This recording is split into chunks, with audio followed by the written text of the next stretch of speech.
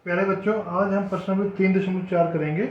इसका पहला भाग है कि बताइए कथन सत्य है या असत्य। तो सभी फर्स्ट पार्ट है, सभी आयत वर्ग होते हैं। तो हम आयत का चित्र बनाकर देखते हैं। जैसे ये आयत है। अब सोचो कि क्या ये वर्ग है, तो उत्तर आएगा, क्योंकि वर्ग में तो सारी साइडें बराबर होती हैं, तो ये वर्ग नहीं है। तो ये हो गया असत्य। इसी प्रकार इसका बी भाग, सभी समचतुर्भुज समांतर चतुर्भुज होते हैं। हम पहले समचतुर्भुज का चित्र बनाते हैं। समचतुर्भुज में सारी साइडें बराबर होती हैं, ऐसे होता है मेन। तो सारी साइडें बराबर होती हैं। ये कहता है क्या समांतर चतुर्भुज होते हैं। समांतर चतुर्भुज में आमने सामने यानी सम्मुख भुजाएं बराबर होती हैं और एक दूसरे के समानांतर भी होती हैं। तो ये समचतुर्भुज में भी होता है। तो ये क्या हो गया, ये समांतर चतुर्भुज भी है। तो ये हो गया सत्य। इसका सी भाग, सभी वर्ग समचतुर्भुज और आयत भी होते हैं। हम पहले एक वर्ग का चित्र बना लेते हैं। रफ चित्र बनाना है। तो ये मान लीजिए वर्ग है, सारी साइडें बराबर होती हैं और सभी कोण 90 डिग्री के होते हैं। अब सोचना है कि क्या ये समचतुर्भुज है। तो समचतुर्भुज में सारी साइडें बराबर होती हैं, तो उत्तर आ गया। ये तो समचतुर्भुज तो है, सारे वर्ग और आयत भी होते हैं। आयत में आमने सामने की भुजाएं बराबर होती हैं और सभी कोण 90 डिग्री के होते हैं, तो ये भी है। तो यानी ये समचतुर्भुज भी है और आयत भी है। तो अतः हम कह सकते हैं कि सभी वर्ग हैं जो समचतुर्भुज और आयत भी होते हैं, ये सत्य है। डी भाग, सभी वर्ग समानांतर चतुर्भुज नहीं होते। तो हम पहले वर्ग का चित्र बना लेते हैं। तो चारों साइडें बराबर और सभी कोण 90 डिग्री के। तो ये कहता है कि समांतर चतुर्भुज नहीं होते। तो क्या ये समांतर चतुर्भुज है। इसके आमने सामने की बजाय समांतर भी होती हैं, तो अतः ये समांतर चतुर्भुज भी है। इन्होंने कहा नहीं होते, तो हम कहेंगे ये असत्य है, यानी गलत है। आगे है, सभी पतंगे समचतुर्भुज होती हैं। हम एक पतंग का चित्र बनाते हैं, तो उसमें आसन्न भुजाएं बराबर होती हैं। ये और ये बराबर होती हैं, ये और ये बराबर होती हैं। तो सभी पतंगे समचतुर्भुज होती हैं। अब क्या ये समचतुर्भुज है। समचतुर्भुज में तो चारों साइडें बराबर होती है, सम का मतलब बराबर। तो ये समचतुर्भुज नहीं है, तो आप कहेंगे ये भी असत्य है। इसी प्रकार सभी समचतुर्भुज पतंग होते हैं। हम एक समचतुर्भुज का चित्र बनाते हैं, मतलब सारी साइडें बराबर बना देनी है उसकी। तो क्या ये पतंग है। पतंग में क्या होता है कि आसन साइडें बराबर होती हैं। तो इसमें तो सारी साइडें बराबर हैं, तो आसन तो अपने आप ही बराबर हो गई हैं। ठीक है। तो अतः हम कह सकते हैं कि सभी समचतुर्भुज पतंग भी होते हैं। तो ये सत्य है।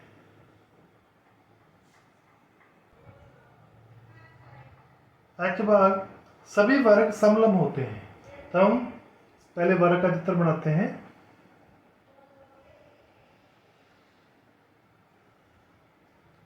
तो अब देखना है कि क्या ये समलंब है। समलंब में क्या होता है कि एक जोड़ा ही समानांतर होता है। तो हम देखते हैं कि ये तो इसके समानांतर है ही है, तो ये एक समलंब भी है। तो हम कहेंगे ये सत्य है। सम नंबर 2, उन सभी चतुर्भुजों की पहचान कीजिए जिनमें फर्स्ट पार्ट में चारों भुजाएं बराबर लंबाई की हो। जो चारों साइडें बराबर लंबाई की होती हैं वो होती है, इसका क्या नाम है, समचतुर्भुज। एक तो समचतुर्भुज हो गया, ठीक है, और दूसरा वर्ग। ठीक है। तो समचतुर्भुज और वर्ग। तो इनमें चारों भुजाएं बराबर लंबाई की। पार्ट बी में उन चतुर्भुजों की पहचान कीजिए जिनमें चार समकोण। तो आप देख सकते हो कि एक तो ये होगी, इसमें चारों कोण 90 डिग्री के हैं यानी समकोण है, तो इसको क्या कहते हैं, आयत। एक तो आयत में चारों कोण समकोण होते हैं। दूसरा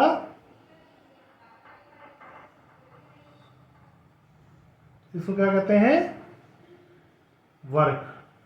तो वर्ग में भी चारों कोण समकोण होते हैं।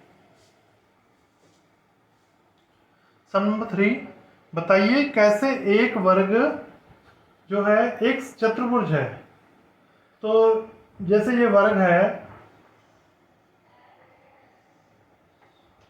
तो ये एक चतुर्भुज कैसे है, आप कहोगे इसकी 4 भुजाएं होती हैं। इसकी 4 भुजाएं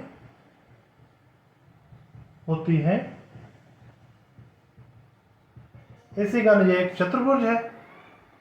ठीक है, तो इसके बाकी के तीनों भाग आप अपने आप सोचकर करना। नंबर 4, एक ऐसे चतुर्भुज का नाम बताना है जिसके विकर्ण एक दूसरे को समद्विभाजित करते हैं। तो हमें पता है सभी समांतर चतुर्भुज के विकर्ण एक दूसरे को समद्विभाजित करते हैं, चाहे आयत हो, चाहे वर्ग हो, चाहे समचतुर्भुज हो, यानी सभी समांतर चतुर्भुज होंगे। ये सारी समांतर चतुर्भुज ही हैं।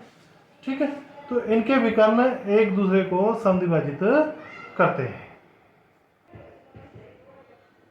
पार्ट 2 में एक चतुर्भुज का नाम बताना है जिसके विकर्ण एक दूसरे पर लंब समद्विभाजित, यानी विकर्ण एक दूसरे पर लंब भी हो।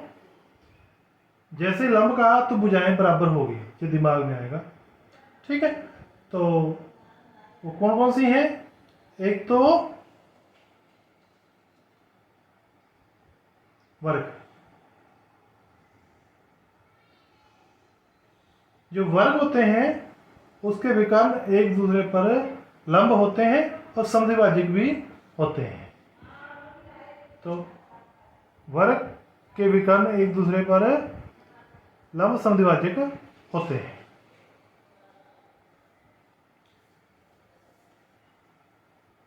इसी प्रकार समचतुर्भुज के विकर्ण भी एक दूसरे पर लंब समद्विभाजक होते हैं।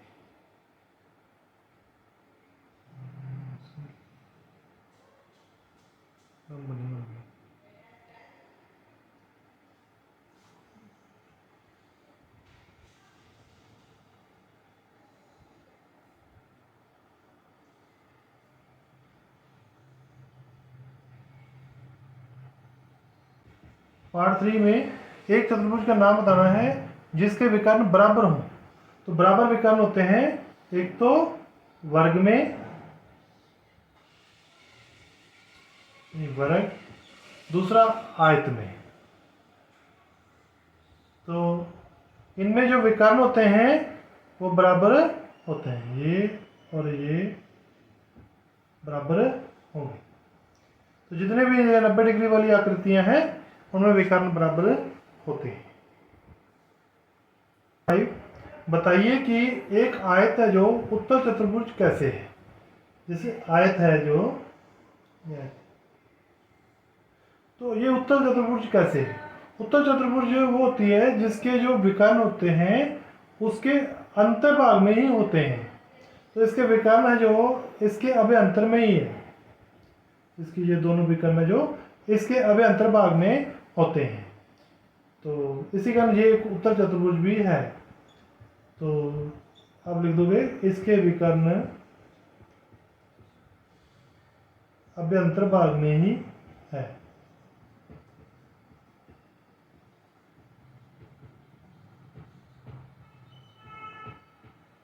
तो इसी कारण ये एक उत्तल चतुर्भुज है।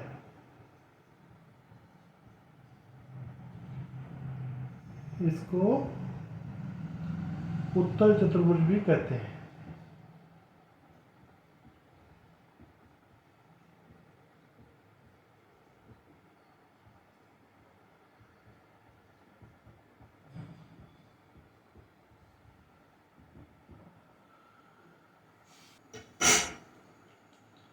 सम नंबर 6, यहाँ पर ABC एक समकोण त्रिभुज है, मतलब ये एक समकोण त्रिभुज दी गई है, ये कोण 90 डिग्री का है।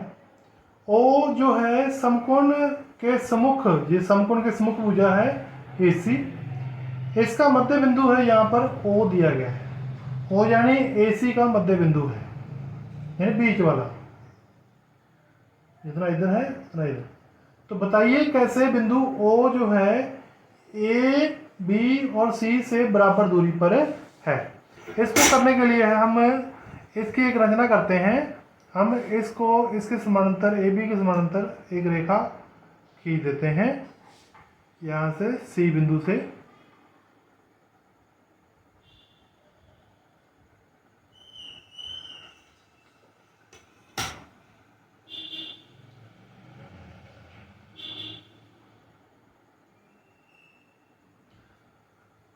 तो आप देखते हो कि ये कौन सी आकृति बन गई है, ये एक आयत बन गई है।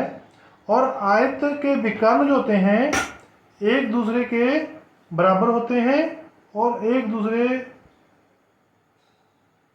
को समद्विभाजित करते हैं। ठीक है।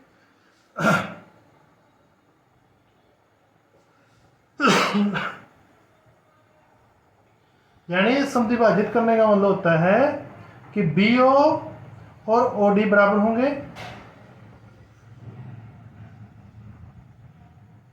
इसी प्रकार AO बराबर CO बराबर होंगे।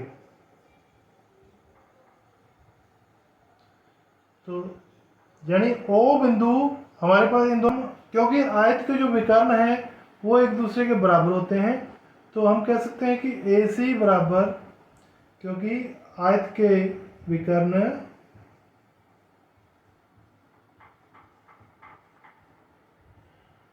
बराबर होते हैं,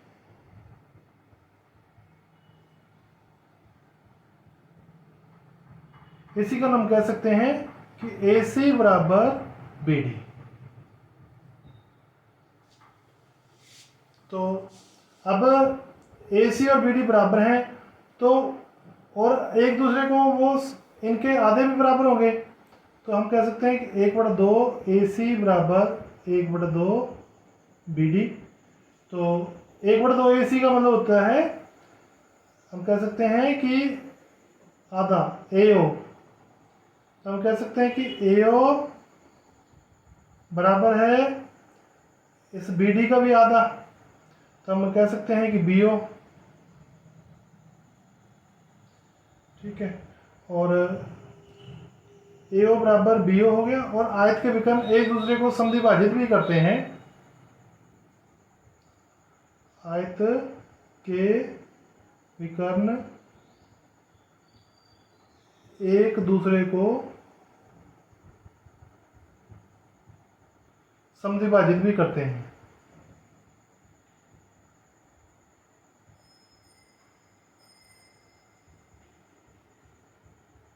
तो हम कह सकते हैं कि AO बराबर OCB होगा, AO बराबर OCB होगा। इन दोनों तीनों को मिलाकर हम कह सकते हैं कि AO बराबर OC बराबर BO। तो यानी O बिंदु से ABC की दूरी समान होती है। तो इस तरीके से ये प्रश्नावली पूरी होती है। आशा करता हूँ आपको ये समझ में आ गई होगी। इसको लाइक करें और शेयर भी करें। धन्यवाद।